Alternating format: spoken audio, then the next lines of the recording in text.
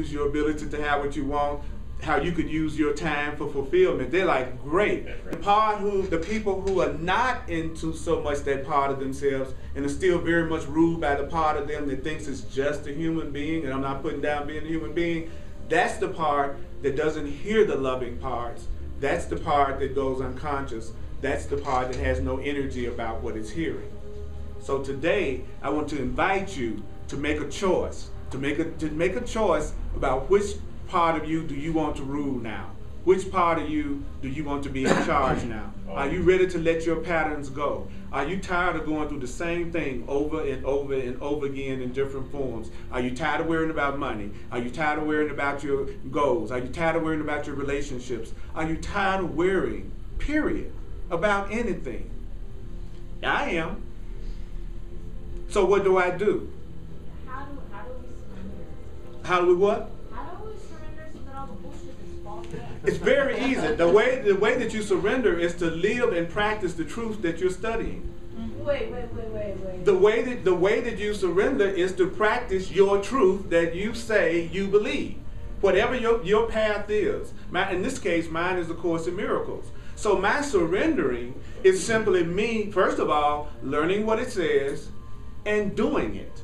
So that if I have a choice between what the world tells me is going on and what the Course tells me is going on, then I'm going to use my path. In other words, the Course says that, let me give you an example. Let's say it looks like somebody's attacking me and criticizing me and judging me, and so I'm tempted to be defensive about that and attack them back.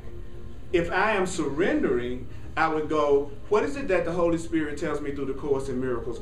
Because that's my path. Well, the Course in Miracles says that's not really an attack, that's a call for love. What I want you to do is see that as a call for love. I want you to see that as a call for help. I want you to see that as a call for healing. And if you see it that way, then a solution and an answer will come to you, because now you are achieving the point of view that allows God to work in your life, which is for you to see it as a call for help. So surrendering would be me actually seeing it that way. That would be the surrender. For instance, people say all the time, I create my reality. I believe my thoughts create my reality. Okay, how would you surrender to that idea? You would surrender to that idea by owning everything that's happening to you right now as being somehow a creation of your own mind. If you were to say what's going on in my life right now is somehow a creation of my own mind, then you are actually surrendering and practicing and letting go of the old thought system that's producing the pain that you're going through. Because one of the most common questions that people ask me that I've heard over the years is, how do you do this? And what's funny is, from the time I sit down and start talking, in most spiritual books that you study, they're all telling you how to think, how to see things, and another perception for you to use in a situation. But it's because we didn't think of it that we don't hear it. Like the Course says, we have a hard time hearing any answers that we didn't make up.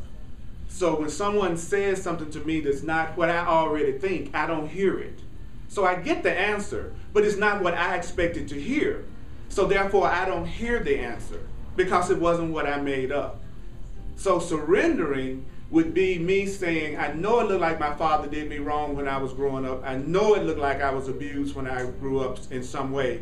But my truth says this was a lesson that I needed to learn in my spiritual growth. This is a reflection of a call for love. I am not really alone. I am really supported. So if I was actually surrendering, I would stop saying my father abused me, and I would say this was a lesson that I needed to learn for my spiritual growth. And I benefited from that. So when I use that definition, as opposed to the definition that the world taught me, then I'm surrendering to the truth. Then I'm really changing my mind. Then I'm really giving myself a new experience. What if you get the dreams beforehand and then you have to live them? I can't hear you. What if God gives you the dreams beforehand? I mean, He gives you the dream beforehand, and you're in the middle of living it, and your whole system, your whole makeup is so intense, and you're so upset over it, and then there's more to come, but the dream is not ending. You're still in that part that you've seen a while ago. You see the dreams as they unfold. They're unfolding, as you're going every day and you are so stressed out. Okay, that's a great point. Okay, the only reason why I'm stressed out is because I'm still interpreting the dream the way the world taught me to interpret the dream.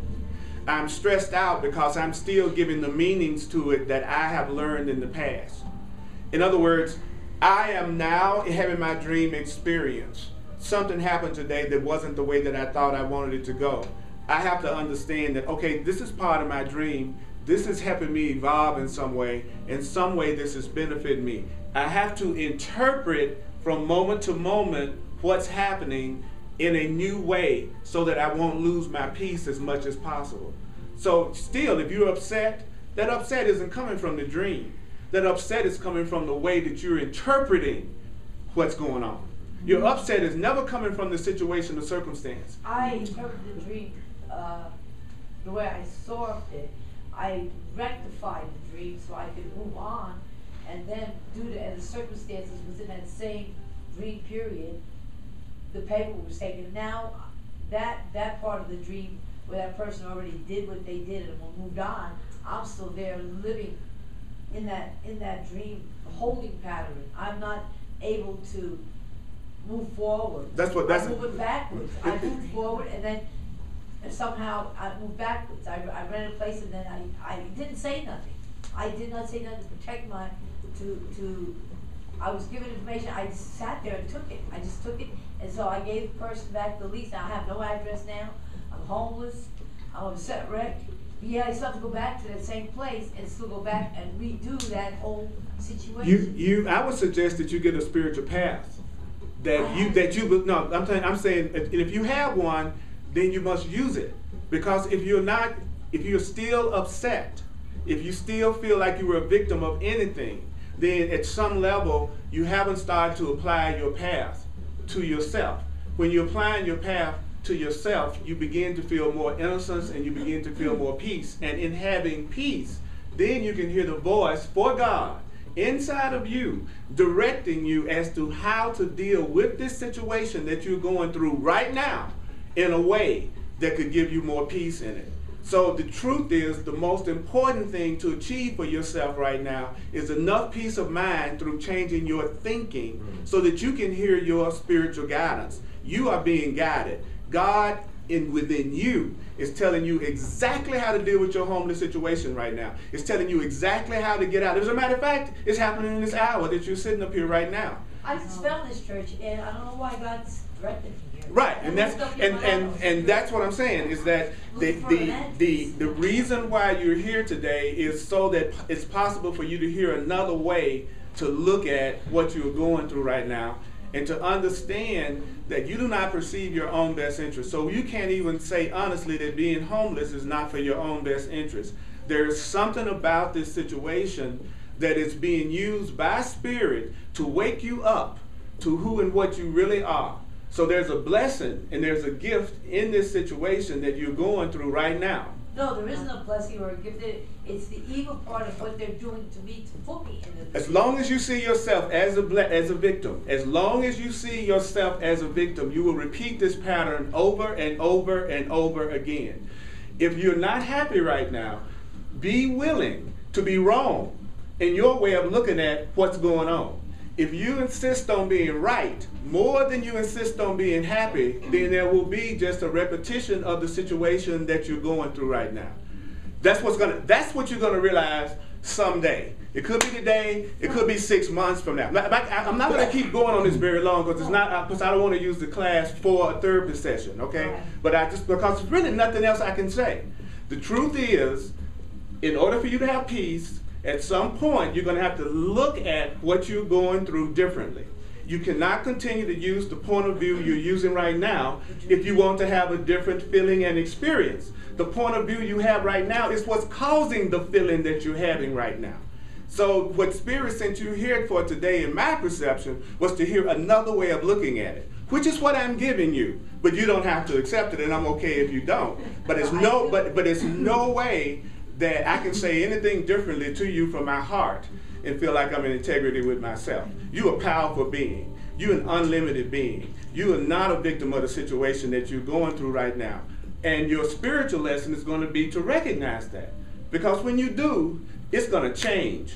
It's all going to change. And this will be a story you will be telling somebody one day. There was a time when I was homeless, before I was in this fabulous home that I'm living in, with these fabulous people that surrounded me, with all the prosperity that I think I deserve and need. You're going to have that story one day.